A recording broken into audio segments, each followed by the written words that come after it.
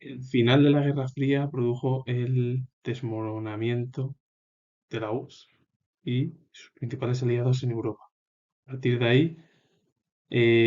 los países de Europa Oriental poco a poco comenzaron la transición hacia el capitalismo y bueno, muchos de ellos se fueron incorporando a la OTAN y a la Unión Europea. También se produjo la unificación de Alemania en 1990, tras la caída del muro de Berlín en 1989. Con la llegada al poder de Gorbachov a la Unión Soviética en 1985, cambió radicalmente la política internacional soviética. El nuevo gobierno adoptó como medidas una de sus prioridades el inicio de una política de diálogo con Estados Unidos, con el objetivo de detener la carrera armamentística y rebajar el enorme gasto militar que estaba repercutiendo muy desfavorablemente sobre la economía soviética. Gorbachov, cuando llega al poder en la URSS, cambia su política internacional. Primero, una de las prioridades fue el diálogo con Estados Unidos, con la otra superpotencia, debido a que con el estallido de la Guerra Fría, las dos superpotencias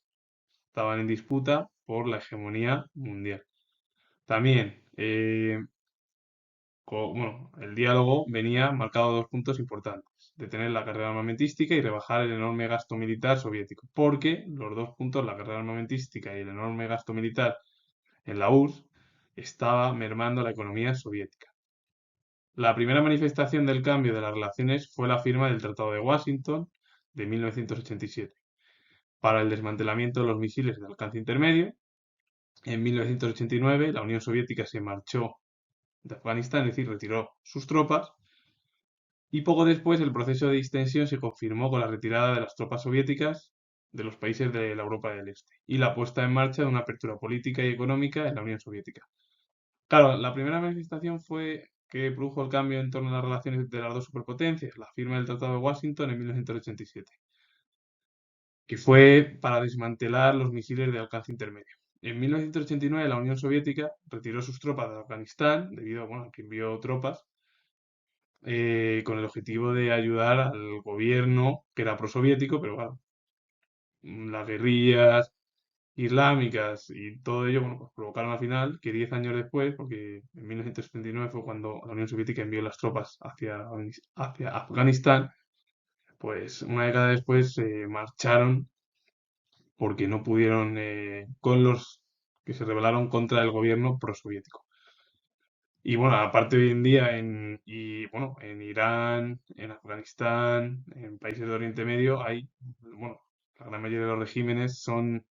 islámicas. Y luego también uno de los problemas que sucede en Oriente Medio, porque hay una gran cantidad de problemas y también la diversidad cultural, porque además los problemas políticos, económicos y sociales de toda la zona, pues es lo que han provocado al final que en la Franja de Gaza, en la cual bueno, Israel sigue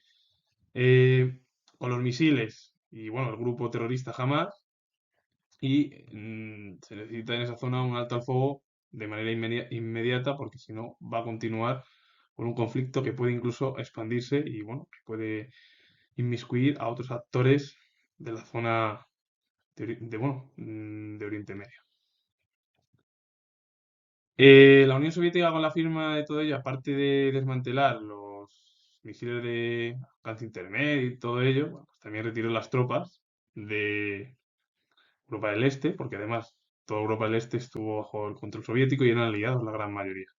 La gran mayoría, porque Yugoslavia y Albania y China poco a poco se fueron alejando de las políticas soviéticas tras la muerte de Stalin.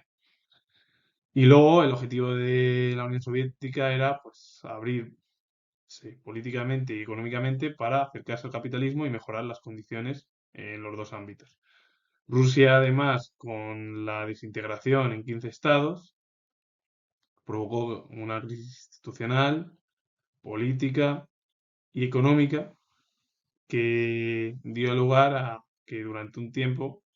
pues, Rusia se encontraba en esa transformación. Con Yeltsin, los problemas de la guerra de Chechenia, que fueron con Yeltsin y con Putin, pues fue uno de los problemas exteriores y además que tuvo el Kremlin en su momento, en finales de los 90 y principios de los 2000, Y cuando Yeltsin se marchó de la política o del gobierno, porque él fue el sucesor de Gorbachev, bueno, pues con la era Putin, en la actualidad, bueno, pues poco a poco ha ido ganando peso Putin y actualmente, bueno, con la invasión de Ucrania y, bueno, otras zonas de Moldavia, Armenia, que incluso se han querido acercar a la Unión Europea, como por ejemplo fue el caso de Georgia en 2008, que finalmente, bueno, pues se invadió y ya Georgia, pues, teme, pues, cualquier otro problema con el Kremlin. Entonces, por ello quieren no inmiscuirse en ningún conflicto y luego también es como que el Kremlin lo que quiere es tener control de todas las repúblicas soviéticas, entre ellas Ucrania que también lo fue, para que entren en la OTAN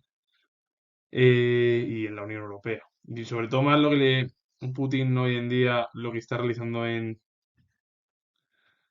la invasión de Kiev es que el propio país no entre en la OTAN porque tendría un país más aliado a la OTAN y sería, pues eso, para Putin una amenaza. Es verdad que han ido entrando ya un montón de países como Suecia, Finlandia, y Suecia y Finlandia les ha costado mucho por vetos bueno, sobre todo de dos países, Turquía al principio y luego Hungría, en el caso de Suecia. Y Finlandia también ha tenido sus problemas para la incorporación. Dos países además que están en la Unión Europea, pero que no estaban en la OTAN por la política de neutral que siguieron, porque ambos dijeron que bueno, Finlandia igualmente durante la Guerra Fría se mantuvo neutral, Suecia también, aunque bueno, ya entrando en la Unión Europea en el año 95 que entraron los dos, eh, ya bueno, pues se acercaron más a esa política occidental, pero al principio antes de la entrada en Europa, los dos países estuvieron de forma neutral y bueno, es verdad que estaban en la cercanía siempre de Occidente, siempre, al igual que España siendo una dictadura, pues lo mismo. Y muchos, y bueno, los países del sur sobre todo. Hoy en día el problema que existe y que puede provocar una guerra es una guerra nuclear o que incluso Putin ataque un país de la OTAN y entonces bueno, pues todos los países pongan en marcha el artículo 5 como se habla en la OTAN, y provoca un conflicto entre la OTAN y los aliados de Rusia, con China y un montón de más estados que son cercanos a la política del Kremlin. Y con ello finalizo. Si os ha gustado este vídeo relacionado con el fin de la Unión Soviética eh, y además provocó también el final de la Guerra Fría, pues, darle a like, suscribiros, tengo el grado de historia y os mando saludos. Adiós.